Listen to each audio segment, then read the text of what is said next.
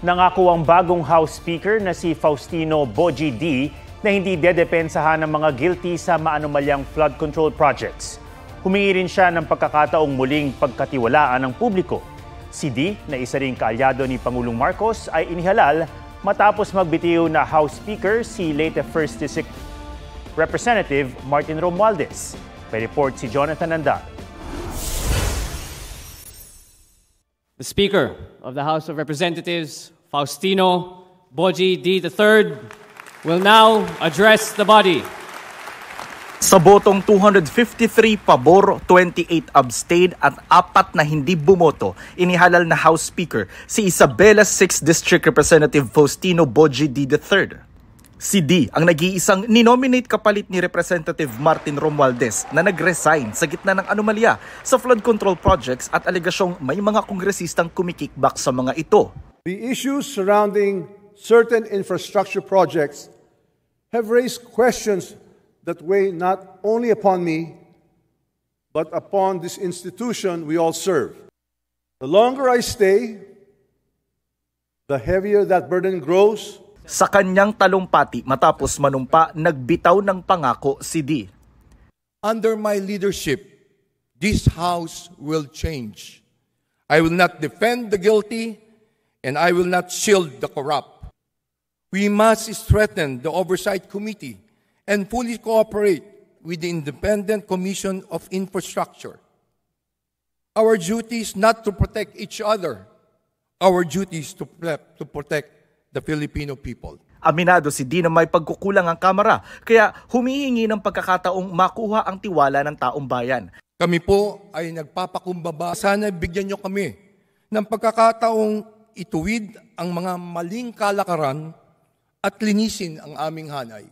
Kahapon pa umugong ang pagbibitiw sa pwesto ni Romualdez. Kagabi, nagsimula ng magtanggal ng gamit sa tanggapan ng speaker, kabilang ang nameplate ni Romualdez. Ngayong hapon, halos tapos na ang pagbakante sa opisina. Bago maging speaker, nagsilbing deputy speaker si D ni Romualdez. Kilalang malapit na kaibigan ng pamilya Marcos si D na ikinampanya ang unit team ni na Pangulong Marcos at Vice President Sara Duterte noong eleksyon 2022. Galing siya sa political clan ng mga D sa Isabela. 2 anak niya ang nasa politika, si Ino, mayor ng Etiague, si Kiko, vice governor ng Isabela. 2 pamangkin naman niya ay kasama niya sa Kamara. 3 dekadang hawak ng pamilya D ang Kapitolyo ng Isabela bago naagaw ni Grace Padaka noong 2004. Pero nabawi ulit ni D noong 2010. Halos 5 dekada naman nang namumuno ang pamilya D sa bayan ng Kawayan.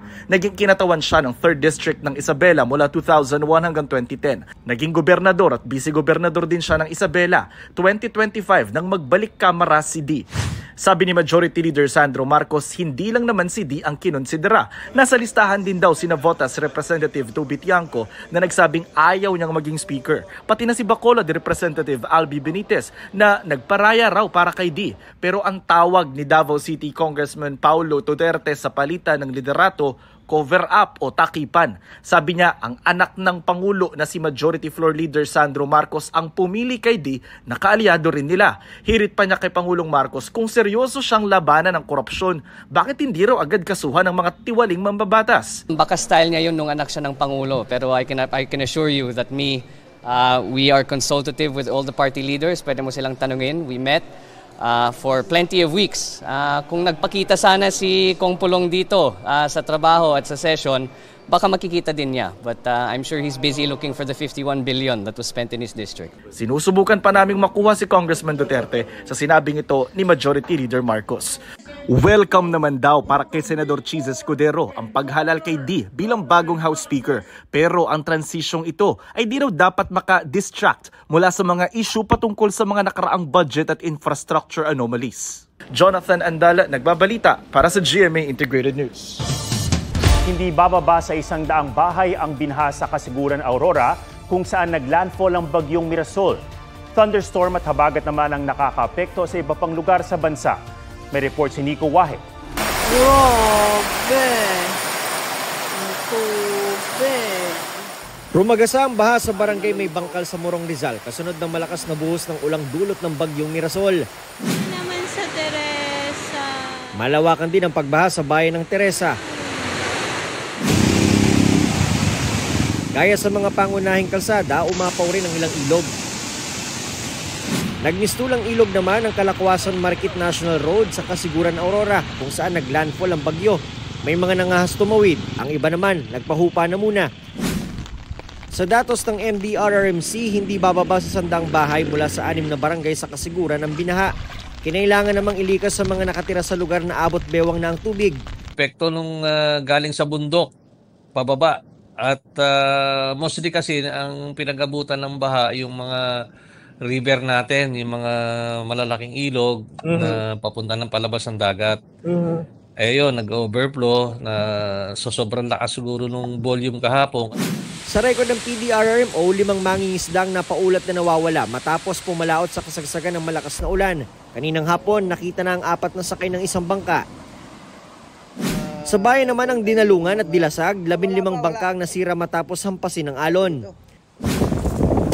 Ramdam ang malakas na hangin sa Ilagan, Isabela. Pansamantalang isinara ang Guca Bridge sa bayan ng Etiague dahil sa pag-apaw ng tubig. Walang tigil din ang pag-ulan sa bahagi ng Talavera at San Jose City sa Nueva Ecija. Mabigat naman ang daloy ng trapiko sa bayan ng Karanglan. Umapaw kasi sa kalsada ang tubig na may buhangin at bato mula sa bundok. Ayon sa kapitan ng Barangay Pungkan, 2 dekada na nilang problema ito. Sana malagyan po ng malaki-laking kanal na diretso po sa pinakamalaking creek. Sa Baguio City, mayat-maya ang paglilinis sa mga naiipong basura para mapigilan ang pagbaha. Inalerto na rin ang mga lugar sa lungsod pati sa Benguet na flash flood at landslide prone. Habagat naman na nagpaulan sa Naga City, Camarines Sur. Maraming motorista ang naperwisyo. Localized thunderstorms naman ang nakaapekto sa Tacorong, Sultan Kudarat at Tantangan, South Cotabato. Nico Wahe, nagbabalita para sa GMA Integrated News.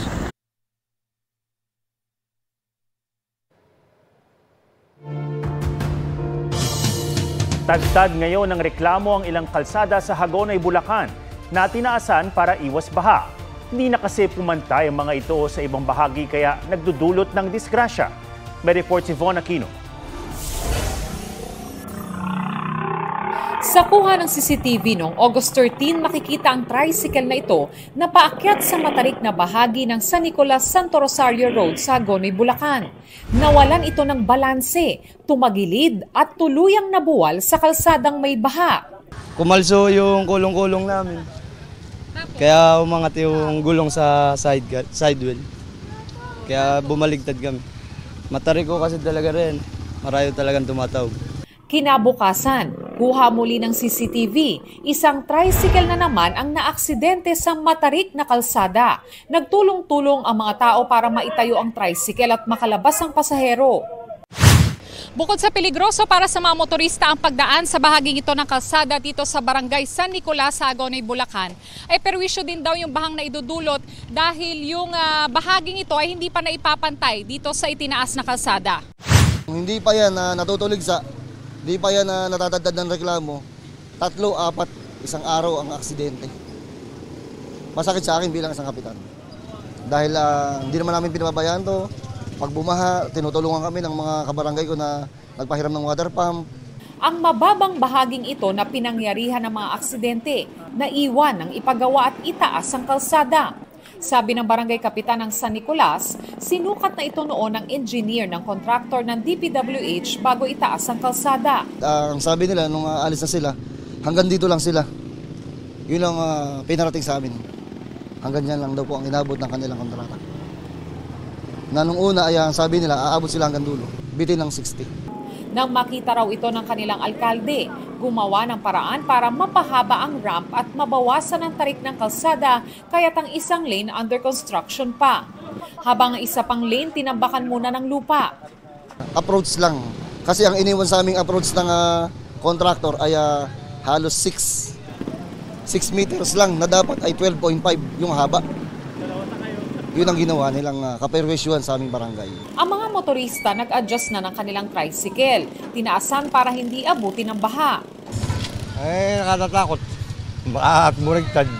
Ang nagtitinda ng isda napapagastos pa raw kapag nasisira ang kanilang tricycle pagdaan sa kalsada. Tulungan niyo naman po kami mga nagsisipaghanap buhay para naman po hindi kami maperwisyo. Di kalayuan sa San Nicolas Santo Rosario Road, in-extend din ang ramp ng San Nicolas Sagrada Road. Nagdudulot din daw ng mga aksidente sa mga motorista ang kalsada rito ayon sa barangay. Hagonoy LGU rin daw ang tumulong na maipagawa ito. Sinisika pa naming kunan ng pahayag ang DPWH kaugnay dito. Von Aquino nagbabalita para sa GMA Integrated News. Pinalaga ng palasyo ang batikos ni Vice President Sara Duterte sa pagbuo ni Pangulong Bongbong Marcos sa Independent Commission for Infrastructure. Gusto raw ng Pangulo ay imbestigasyon at due process at hindi EJK o extrajudicial killing style na sa libingan ang hantungan. Tanong pa ni Palace Press Officer Undersecretary Claire Castro, may moral ascendancy ba si Duterte para magsalita tungkol sa katiwalian? Sabay ungkat sa pahayag ng ama niyang sinoy Pangulong Rodrigo Duterte. Kung anong sinabi niya rito, and I quote, "Hindi ako nagmamalinis, marami rin akong nanakaw, pero naubos na. So wala na." End of quote. So, 2017 ito, sana na ibigay na rin niya sa kanyang ama kung paano agarang masusugpo ang korupsyon. Kung ikukumpara ba sa nakaraang administrasyon na nagsabing corrupt, mismo ang Pangulo at maraming ghost projects, ano ang itatawag natin sa panahon na yon? Living hell? Isinusulong na magkaroon ng Marine Scientific Research Station sa Verde Island Passage. Matatagpuan sa pagitan ng Luzon at Mindoro, ang Verde Island Passage, isang strait o kipot na hitik sa yamang dagat. Tinaguran ito ng DNR bilang Center of the Center ng Marine Shore Fish Biodiversity sa daigdig at mahalaga ring daanan ng mga sasakyang pandagat. Ang mungkahi ay isa sa mga tinalakay sa isang forum kaugnay sa paglalatag ng roadmap para sa pagtuklas at pangangalaga sa Verde Island Passage. Katuwang ang mga partner sponsor at stakeholder sa roadmap na isinasaalang-alang ang halaga nito sa kalikasan, ekonomiya at pangkalahatang seguridad. Bago ngayong gabi, 2 bagyo na ang nasa loob ng Philippine Area of Responsibility. Ang bagyong Mirasol na panatili ang lakas nito habang nasa coastal water ng Pagudpud, Ilocos Norte. Sa 11 p.m. bulletin ng Pag-asa, may lakas yan ng hangin na 55 km per hour at bugsong aabot sa 75 km per hour. Patuloy itong kumikilos pa north-northwest sa bilis na 10 km per hour. Nakataas pa rin ang signal number 1 sa Batanes, Cagayan, kasama ang Babuyan Islands, northern portion ng Isabela, Apayao, Abra, Kalinga, Mountain Province, eastern at northern portion ng Ifugao, Ilocos Norte, northern at central portion ng Ilocos Sur. Sa forecast track, posibleng umabas na ng Philippine Area of Responsibility ang bagyong Mirasol bukas ng umaga. Samantala, nakapasok na rin ng PAR ang bagyong Nando, na mataan yan 1,170 kilometers east of southern Luzon.